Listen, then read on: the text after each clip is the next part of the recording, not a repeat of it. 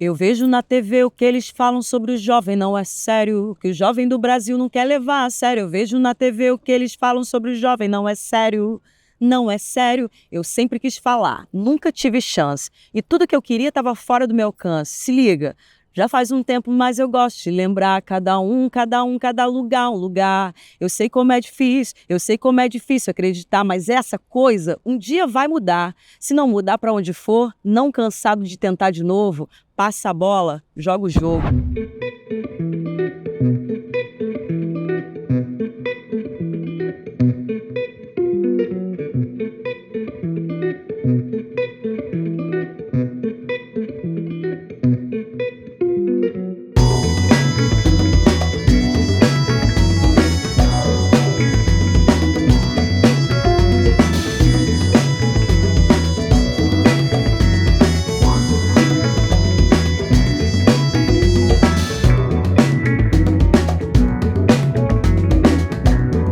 Esse é mais um programa Papo na Laje. Hoje eu estou aqui com a nossa equipe diretamente do Complexo do Alemão, na Casa Brota, para bater um papo sobre juventude e movimentos sociais. Fala pessoal, eu sou a Duda Cinquini, tenho 18 anos, sou do Grupo Esperançar, também sou uma das fundadoras do Instituto Tudo Que Transforma e estou aí de frente na juventude do PT de Santa Margarida. Sou Maíra, tenho 28 anos, sou militante do Levante Popular da Juventude, do MST e sou nascida e criada na Taquara, zona oeste do Rio.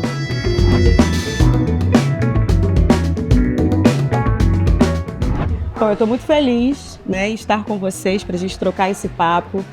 Sabemos que é da juventude e dessa efervescência que existe na juventude, que a gente consegue pensar novos imaginários, de possibilidades, consegue articular novas possibilidades de coletivo mesmo, de troca para o mundo, para um Brasil melhor, para uma comunidade melhor.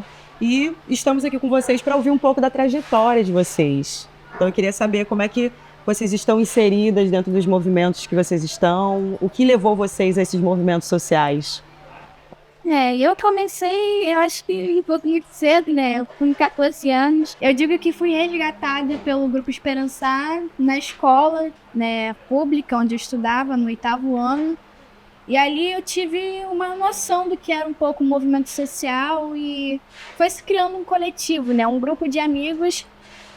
E em 2021, a gente, na pandemia, a gente saiu com a galera para distribuir máscaras. Eu acho que aí foi a minha primeira experiência com o movimento social, porque eu pude ver dentro do meu território um olhar diferente, porque a gente inserida às vezes não consegue ter esse olhar que é de fora.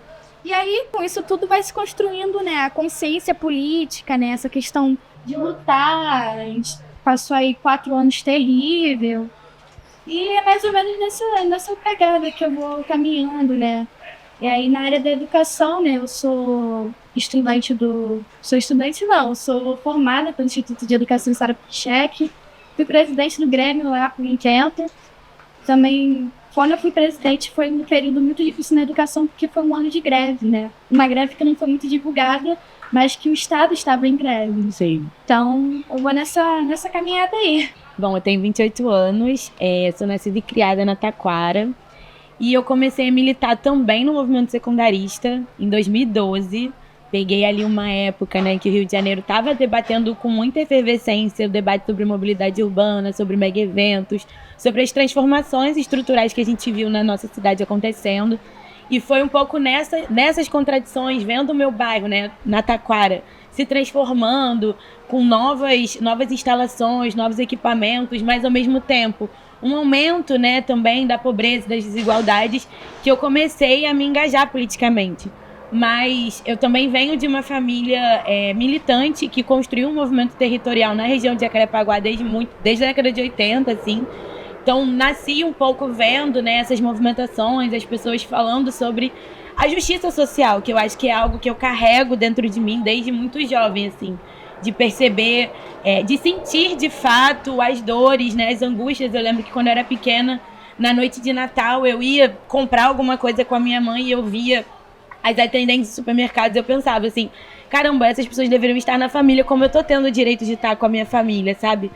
no dia de Natal. Então, nessa perspectiva, eu comecei a militar no movimento secundarista e não parei, assim, continuei. Fui cursar História na UERJ, também muito movida por esse entendimento da educação e das ciências humanas como um polo transformador da sociedade, e fui construindo um movimento, né, desde então. Bom, a gente tem aqui 2 pontos, né? Uma, começou essa efervescência na pandemia, né? Que é um período também muito marcante para o Brasil, né? Onde essas desigualdades, elas gritaram para o mundo, e principalmente vivendo no Brasil e na periferia, a gente sabe que a gente teve um aumento, como vocês falaram, de violência, um déficit muito grande, né, em recursos básicos de vida, e ao mesmo tempo você vem de um histórico onde o Rio de Janeiro se mostrava para o mundo, né, numa projeção muito grande, onde a gente recebia muita gente de fora, porque era esse movimento também dos grandes eventos do Rio de Janeiro, mas em contraste com isso, muita precariedade, né? Os bairros pobres, os bairros, enfim, que não são da Zona Sul, né? Porque aí a gente também tem que fazer esse recorte. Aí estou com 2 pessoas aqui da Zona Oeste, né? Nós estávamos aqui conversando exatamente sobre esses recursos que não chegam nessa outra parte do Rio de Janeiro, né? Muito do recurso fica no centro da cidade, fica na Zona Sul, e aí a gente sabe que o Rio carece de suporte, de ferramentas, de aparelhos culturais em outros locais. E como é que é isso para vocês, né, vindo do território que vocês são? Não, o território a Zona Oeste, ela tem muita potência, só falta oportunidade, na verdade, né? Em questão, eu sou de Campo Grande, né? Lá em Campo Grande a gente quase não tem acesso aos espaços culturais, porque é muito longe você ir para o centro da cidade, é muito caro você ir para o centro da cidade. Você tem que pegar transporte público caro que não tem qualidade nenhuma. E assim, a gente, lá no nosso coletivo, na nossa construção popular, a gente que tem que fazer os eventos culturais no nosso bairro, a gente que tem que agir as coisas, porque não chega investimento, tanto na área da cultura, quanto na área da educação, em questão de infraestrutura mesmo do território. Assim, é muito difícil até para militar dentro dos nossos territórios. A gente vê muita potência, a gente vê muita gente cabeça, inteligente pra caramba, mas que não consegue, porque sempre tá no centro da cidade, o debate sempre tá na Zona Sul e nunca na Zona Oeste. E a gente pensa, como a gente pode trazer esse debate aqui para a Zona Oeste, para Campo Grande, que é o maior bairro do Brasil, onde está concentrado o maior número da população do Rio de Janeiro, né? E aí a gente fica lá quebrando a cabeça, conversando e ver como a gente pode fazer, né? No domingo agora a gente fez um evento lá pelo nosso instituto que está nascendo agora, o Instituto Tudo Que Transforma. A gente fez uma batalha de dança com a galera do hip hop. E, assim, foi muito bacana, foi muito legal. E a galera que vinha de fora para competir falava, mas caramba, aqui é muito longe. E é longe pra gente também ter que vir competir no centro da cidade, né? Então é mais ou menos nessa perspectiva. Nessa dicotomia do é longe, né? Uma coisa muito engraçada. É longe, mas é longe também ir pro centro, né? Fazer as coisas na Zona Sul. Eu acho que a Duda falou uma coisa muito interessante, que é essa questão, assim, cultura, efervescência, movimento, existe em todo lugar. Na Zona Oeste, na Zona Norte, em Angra dos Reis, você falou que nos interiores, em todo o estado do Rio de Janeiro tem cultura, tem gente pulsando, né, vida. O que falta mesmo é oportunidade, assim, né? É dar política pública, construção de política pública, e mais do que pensar uma política pública dada, né? Tipo, atribuída, mas a construção coletiva dessas políticas públicas.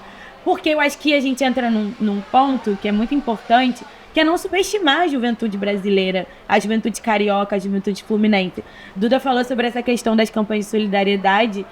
A gente construiu também, né, muitas campanhas de solidariedade durante o período da pandemia, e justamente articulando, né, toda essa questão de doação de alimentos, fazer a comida chegar na mesa das pessoas, mas também com uma linguagem que que dialogasse, que utilizasse elementos da cultura, porque eu acho que é justamente isso que mostra a pulsão da juventude, né, é conseguir sair daquela casinha fechada, daquela coisa muito institucionalizada, mas usar essa criatividade que faz parte de quem somos, né? Da nossa construção e tudo mais. Todo jovem é um curioso, né? E às vezes o que falta é ser apresentado para novos mundos, né? Conseguir ver o mundo de outras perspectivas, conseguir encarar novos olhares, e a gente sabe que a falta de políticas públicas, ela exatamente mina isso, né? Porque se não chega, se não tem mobilidade, não tem um transporte, que é isso? É longe para vocês saírem dos territórios de vocês e irem para o centro, mas se tivesse uma mobilidade, se tivesse formação, né? Porque na maior parte das vezes a gente sabe que também carece de uma formação também, vinda do próprio aparelho cultural, da própria política, né? Da própria prefeitura, por exemplo, que poderia destinar atividades, formação cultural, formação educacional mesmo, para esses jovens que estão ali nesse momento de efervescência, que estão curiosos para ver o mundo, ver novas possibilidades e que poderiam se engajar.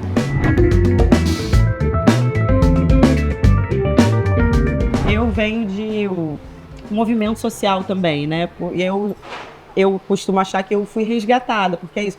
Algum dia eu, na minha curiosidade, fui apresentada às artes e vi aquilo ali como um caminho. E aí eu vejo isso muito na trajetória aqui de vocês, né? Sim.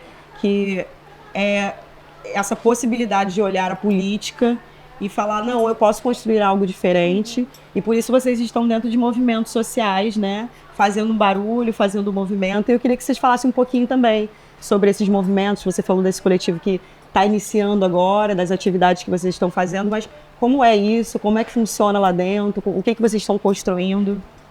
Acho que é legal para apresentar para quem está assistindo a gente.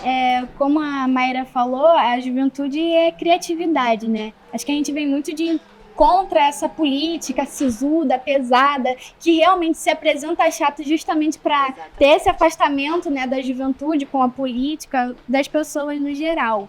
Bom, a nossa construção lá é jovens, somos jovens que somos muitos amigos, e a gente compartilha do mesmo sonho, que é a transformação territorial, a transformação social, educacional. A gente quer fazer uma revolução, de fato, ali no nosso território, porque o nosso território tem potência, tem artes, tem cultura, tem educação, enfim. E aí, a gente nascendo agora, né, com CNPJ, com tudo direitinho, mas a gente já tem essa luta de anos e anos, né?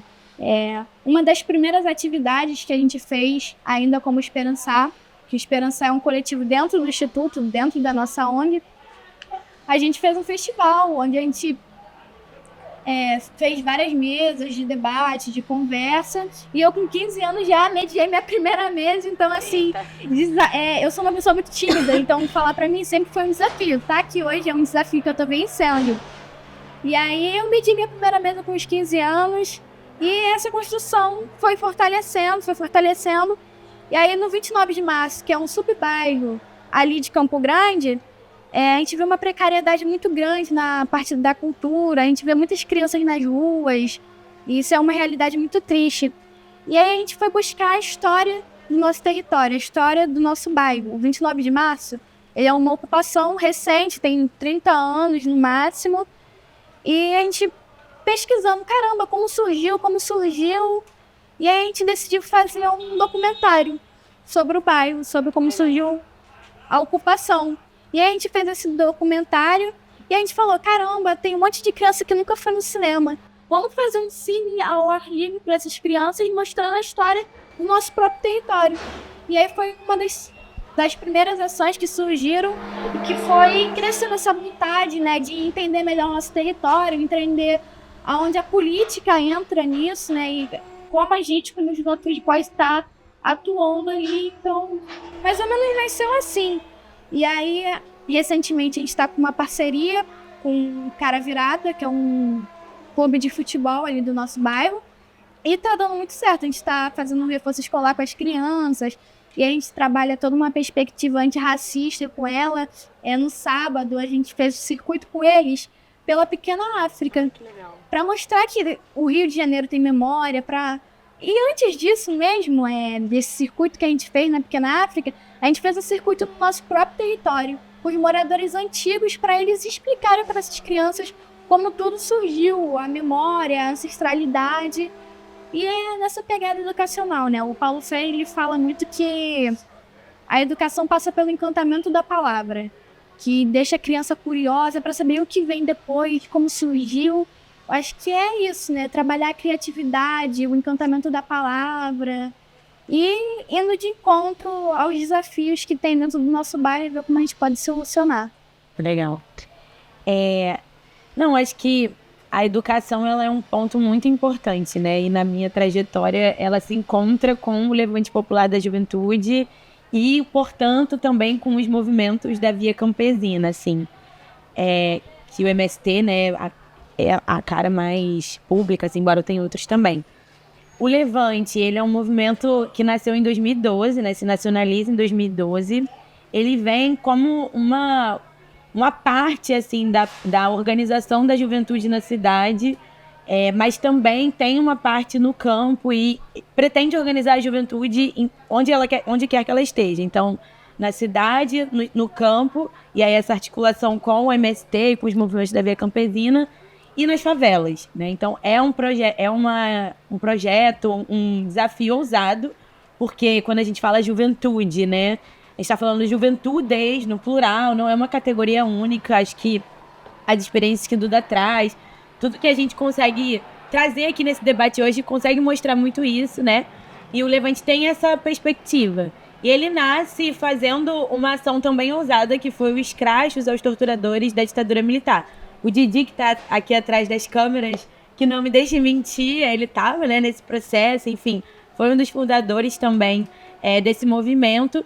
Então, o Levante nasce com esse compromisso com a memória, com a verdade, com a justiça e pretendendo, de fato, organizar a juventude em prol de um projeto de país que seja mais justo e que haja um protagonismo da juventude na elaboração, assim, né, de políticas públicas e também na auto-organização. Acho que a Duda traz essa experiência, né, da auto-organização e dessa noção do nós por nós. Eu acho que os movimentos sociais, aí o Levante, o MST, as juventudes que compõem os movimentos sociais têm esse nós por nós como algo muito cotidiano, né?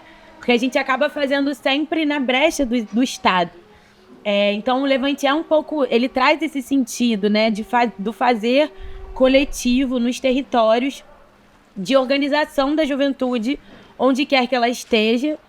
E eu me organizei na universidade, e aí muito pensando, né, essa relação com a memória, com a verdade, com a construção de fato de um projeto de país que pense as reformas estruturais que o nosso país precisa. Então, a reforma agrária, a reforma universitária, a reforma urbana, que são contas, né, que o Brasil tem para pagar desde antes da ditadura militar, né? A ditadura militar, ela acaba com esse debate. O que você está achando do Papo na Laje?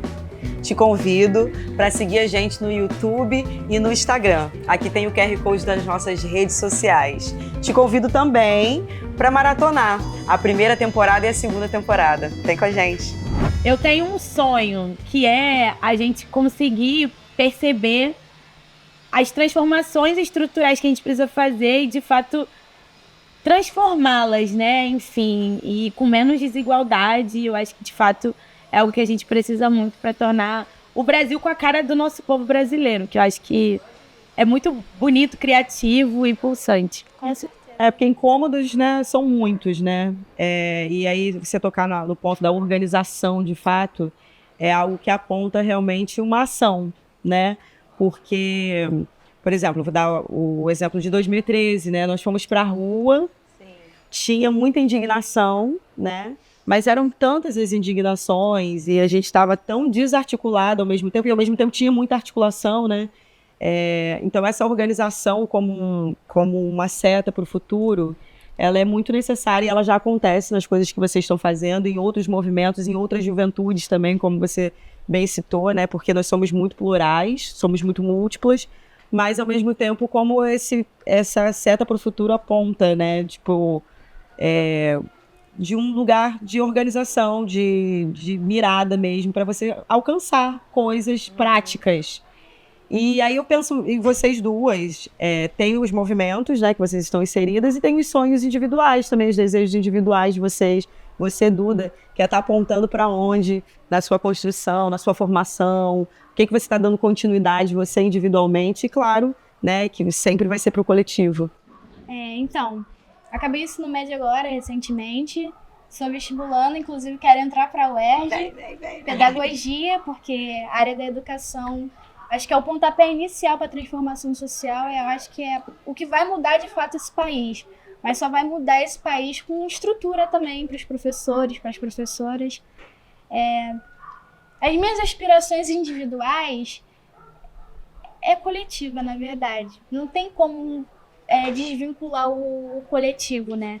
Eu quero ser professora para transformar a realidade de uma criança, para transformar a realidade de um aluno. Acho que esse é o meu motivo de vida. Eu quero ter uma vida dedicada à luta coletiva, à luta popular, à luta da juventude, à luta das mulheres. Então não dá para falar de mim sem o coletivo. Eu sozinha ando bem, mas com meus amigos ando muito melhor. Sim. Nossa, aspirações individuais é bem difícil, né? A gente que dedica a vida, faz uma opção, é complicado. Mas, assim, também na área da educação, dando minhas aulas, você falou dos 10 anos, eu fiquei com isso segura na minha cabeça. Daqui a 10 anos eu vou ter 38 anos e Duda vai ter 28. Eu espero que consiga terminar meu doutorado em História e dar as minhas aulas de História para conseguir continuar, assim, um pouco nessa dualidade, nessa interface entre a organização, mas também encantar os jovens, somente jovens, né, juventude nas escolas, de que a história do nosso país, na verdade, é a história dos alunos, né, dos estudantes, e que eu acho que essa noção de agência, de protagonismo, ela por si só é bastante rebelde, indignante, assim. Eu acho que isso é um pouco do que eu pretendo fazer na minha vida, sabe? Seguir construindo essa carreira de professora, magistério, dando aula, tocando os corações e mentes dos alunos e sendo tocada também, porque o Paulo Freire ensina isso pra gente, né? É uma troca, né? Eu acho que a gente aprende muito mais com os alunos do que a gente dando aula, né? Cada aula é uma aula diferente. Sim, todo mundo tem sua subjetividade, né? Sua realidade, seu contexto social. E assim, é uma troca... Tem um mosquitinho aqui. É uma troca muito interessante, né? A gente mostra o nosso olhar, você mostra o seu, e a partir disso a gente constrói uma coisa totalmente diferente, uma coisa totalmente revolucionária e nova. Sim. Bom, toda conquista individual ela é coletiva, né? Teve alguém antes lutando, teve alguém antes batalhando. E aí, para fechar esse papo, queria saber de vocês, assim, uma referência, uma grande referência, ou uma não, ou algumas referências que a gente pode indicar para as pessoas que estão assistindo a gente também se conectarem. Assim, eu tenho a honra de estar com referências, né? Que são os meus amigos, é o Cearão que está ali por trás das câmeras, né? O fundador do Esperançar, do Grupo Esperançar. É a Catarina, que é uma professora que trabalha antirracismo nas escolas. E assim, minha referência máxima é o Paulo Freire. Eu acho que não tem como falar, ficar sem falar dele aqui, né? Ele é revolucionário em todos os sentidos. Tem uma frase do Paulo Freire que eu gosto muito, que é sobre esperança. Ele fala que a gente precisa ter esperança, mas não esperança do verbo esperar. A gente tem que ter esperança do verbo esperançar, de correr atrás, de fazer acontecer, de movimentar. Eu acho que isso tem muito a ver com juventude. É isso, né? Militar tem muitas referências, mulheres, assim, a gente tem, principalmente mulheres, acho que fui criada por mulheres, tenho muitas referências de mulheres na minha vida. Então, minha mãe é uma grande referência, uma lutadora popular, a companheira Marina, a companheira Rosa, minhas companheiras de organização do Levante, enfim. Mas acho que tem duas pessoas que, nesse processo assim, de estar quase nos 30, né, de pensar um pouco também a vida adulta, que me inspiram muito e que demonstram o fervor da luta pela terra e pelo território, que é a Marielle e a Margarida Alves.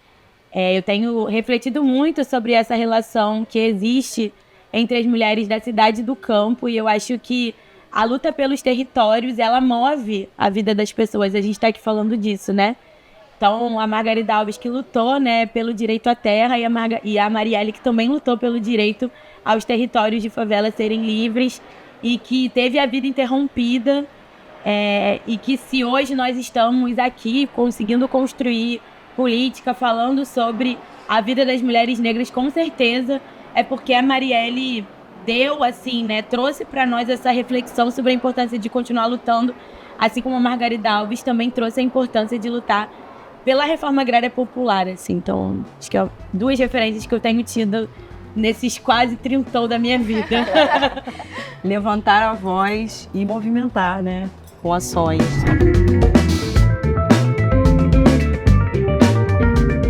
Meu sonho é lutar por um Rio de Janeiro em que a juventude seja protagonista da sua vida.